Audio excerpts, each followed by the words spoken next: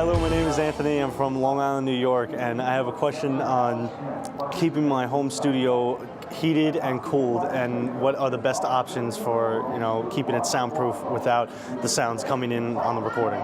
So Anthony, as we were discussing how to solve your problem, Chris, our audio engineer, said this is a horrible problem to have because you don't want to hear any of that sound, which of course is your problem.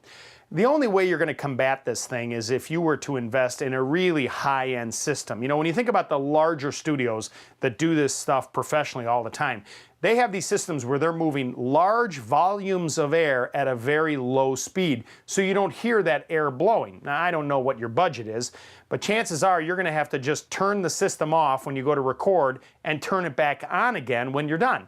One option for you might be some of these ductless systems. Mitsubishi makes one called a Mr. Slim. It's almost like a unit you see at a hotel that will cool and heat, and it's got a high recovery. So when you're done recording, you flip the switch and heat the place up or cool the place off, and then when you start recording again, you turn it off again. And during your recording sessions, you're either going to be sweating bullets or freezing cold. Here's an email from Jane. I'm looking for a new refrigerator for my garage and have been told that temps below freezing can cause the newer ones to turn off or run without coolant. I was also told that Whirlpool makes a model that can be used in an unheated garage. What are the facts? I don't know, Jane. Yeah, I suppose technically you're supposed to have refrigerators that are designed to be outside, but my good buddy Mike Jakubowski lives in a northern climate, and he has your basic standard GE or Whirlpool refrigerator out in his garage, and I think that thing's been there for 10 years, and it works just fine. The problem with being in a cold environment like that is that the refrigerator shuts down. Because if it's, 30 or 20 degrees outside, the refrigerator says, well, I don't need to turn on because everything's nice and cold. And so, in theory, the compressor, I guess, could slow down or freeze up, but a compressor has oil in it which doesn't freeze. So, if you want to play it safe, then yes, Whirlpool does make refrigerators designed for cold applications, and you can get that at most appliance stores.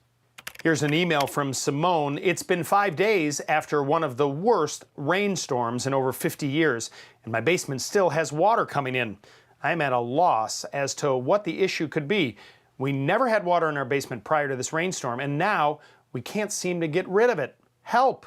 Well, Simone, I'm very sorry for all the problems you're having in your basement. Most people with a basement have been there before. Even me, I've had water in my basement before, and it is aggravating to say the least.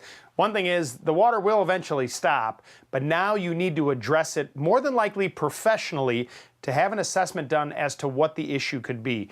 Did some of the topography change on the outside of your home? Was there new construction?